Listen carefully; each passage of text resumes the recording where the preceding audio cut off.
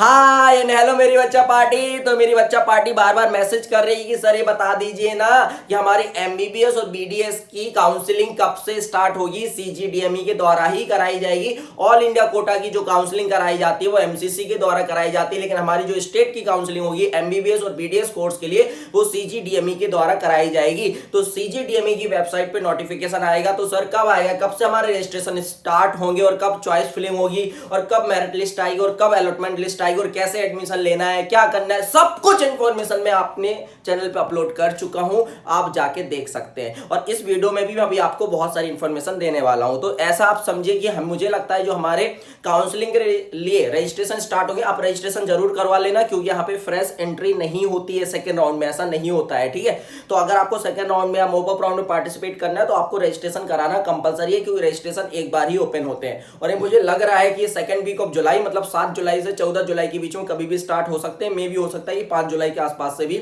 Start हो जाए, तो आपकी ये डेट रह सकती है। और रजिस्ट्रेशन जो ओपन होंगे वो एक हफ्ते के लिए रहेंगे। एक हफ्ते में आप आराम से रजिस्ट्रेशन करा सकते हैं, उसमें टेंशन की कोई बात नहीं है। अभी आपके पास बहुत सारे काउंसलर के कॉल आ रहे होंगे, वो आपको बोल रहे होंगे काउंसलिंग बहुत टफ होती है, आपके 535 नंबर आ रहे होंगे, आपको डर लग रहा होगा और आप उनको पेमेंट दे देंगे 50-60 हजार रुपए, क्योंकि वो आपको ऐसा बोल के डराएंगे कि काउंसलिंग बहुत टफ होती है, थोड़ी सी मिस्टेक करोगे तो आपको कॉलेज नहीं मिलेगा, ऐसा हो जाएगा वैसा हो जाएगा। और आप लोग इतना डरते हैं, उनको पैसे भी दे देते हैं, तो उनका काम बन जाता है। उनका काम है सिर्फ आपको डराना, क्योंकि अगर वो डराएंगे नहीं तो पैसा कैसे कमाएंगे। तो अगर आपके पास पैसा बहुत ज्यादा है बिल्कुल दीजिए, मुझे कोई दिक्कत नहीं, लेकिन मैं आपको यकीन दिलाता हूं कि आपको किसी को कोई पैसा देने की जरूरत नहीं। अगर आप मुझ पे भरोसा रखते हैं तो आपको किसी को भी कोई पैसे देने की जरूरत नहीं है।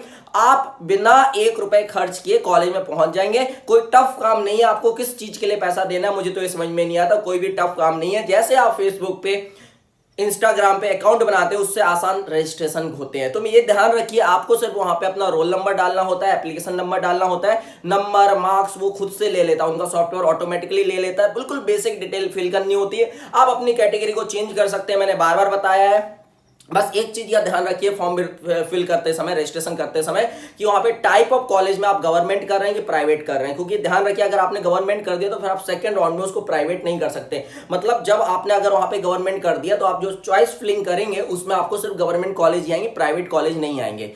और इसकी जो फीस होती है, रजिस्ट्रेशन की फीस, वो 1000 रुपए होती है जनरल के बच्चे के लिए, ईडब्ल्यूएस के बच्चे के लिए और ओबीसी के बच्चे के लिए। बाकी एससी और एसटी के लिए 500 रुपए होती है, जो कि नॉन रिफंडेबल होती है। बाकी दूसरा अमाउंट होता है सिक्योरिटी डिपॉजिट, जो कि अगर आप गवर्नमेंट कॉलेज की काउंसलिंग कराना चाहते हैं तो जनरल कैटेगरी को 10,000 देना होगा, एससी एसटी को 5,000 रुपए देना होगा। और अगर आप प्राइवेट कॉलेज की काउंसलिंग में पार्टिसिपेट करना चाहते हैं तो आपको यहाँ पे इररिस्पेक्टिव ऑफ योर कैटेगरी आपको यहाँ पे 1 लाख रुपए देना होगा। ठीक है, जो कि रिफंड हो जाता है। देखो मैं आपको ये बता रहा हूं, हर केस में रिफंड हो जाता है। सिर्फ एक ही केस है जहां पे रिफंड नहीं होता है, वो अच्छे से सुन लो, बस वो गलती मत करना, तो आपका रिफंड हो जाएगा।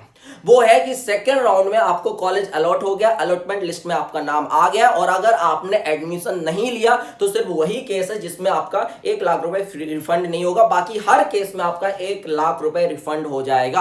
आपको अगर फर्स्ट राउंड में कॉलेज मिला और आपने नहीं लिया तो भी आपका 1 लाख रिफंड हो जाएगा। आपको सेकेंड राउंड में कॉलेज मिला, आपने एडमिशन ले लिया तो भी आपका रिफंड हो जाएगा। लेकिन आपको सेकेंड राउंड में मिला और आपने अगर एडमिशन नहीं लिया तो वो आपका 1 लाख रुपए रिफंड नहीं होगा। तो उसमें डरने की कोई बात नहीं है। ठीक है, बाकी क्या होता है, सबसे पहले रजिस्ट्रेशन होंगे, एक फॉर्म फिल करना होगा, बिल्कुल सिंपल सा, जैसा आप फेसबुक पे अकाउंट बनाते हैं बिल्कुल उसी टाइप का कुछ रहेगा, उसमें कोई गलती नहीं होती है।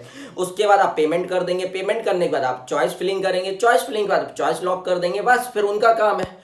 मेरिट लिस्ट आएगी पहले, अलॉटमेंट लिस्ट आएगी उसके जस्ट बाद में, या हो सकता है दोनों साथ में आ जाए। तो आप ये समझो आपके 1 हफ्ते तक रजिस्ट्रेशन चलेंगे, उसके 2-3 दिन बाद आपके अलॉटमेंट और मेरिट लिस्ट आ जाएगी, दोनों एक साथ आ जाएंगी। उसके बाद आपको 5 से 6 दिन का कॉलेज में एडमिशन लेने के लिए समय दिया जाएगा। बॉन्ड पेपर ये सब पहले से नहीं बनते हैं, क्योंकि आपको पहले पता होना चाहिए आपको कॉलेज कौन सा अलॉट हुआ है, क्योंकि कॉलेज का नाम के साथ बॉन्ड पेपर बनते हैं। तो ये सब आपको पहले से नहीं बनवाना है। और यकीन मानिए वहां पे जहां पे आप एडमिशन लेने जाएंगे वहां पे बहुत सारे वकील लोग होते हैं, उनको कुछ पैसा देंगे, वो खुद आपको सब डॉक्यूमेंट बना देंगे। तो डरने की कोई बात ही नहीं, आप लोग फालतू में डर रहे हो।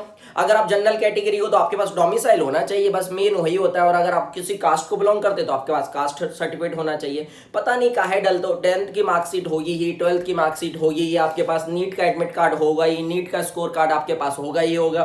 और गैप सर्टिफिकेट बनवा लेना, वकील 50-100 रुपए में बना देता है, कभी भी 2 मिनट में बन जाता है।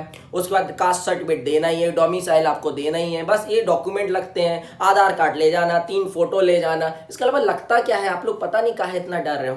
तो मैं आपको सिर्फ ये बताना चाह रहा हूँ कि जो आपके रजिस्ट्रेशन स्टार्ट होंगे मेरे हिसाब से 5 जुलाई से 14 जुलाई के बीच में कभी भी स्टार्ट हो सकते हैं। तो उस डेट्स के लिए आप तैयार रहिए। आप इंडिया के किसी भी कोने में रहिए, आपके जो रजिस्ट्रेशन होंगे वो ऑनलाइन होंगे और यहाँ पे कुछ भी अपलोड नहीं करना पड़ता है, क्योंकि वहाँ पे जाके स्क्रूटनी होती है। इसलिए स्क्रूटनी मतलब डॉक्यूमेंट वेरिफिकेशन होता है फिजिकली रूप से, इसलिए यहाँ पे कुछ भी अपलोड करने की जरूरत नहीं है। तो यही सभी इन्फॉर्मेशन मुझे इस वीडियो के माध्यम से देनी थी। मिलते हैं कभी किसी और दिन किसी नए वीडियो के साथ, जब तक अपना ख्याल रखिएगा।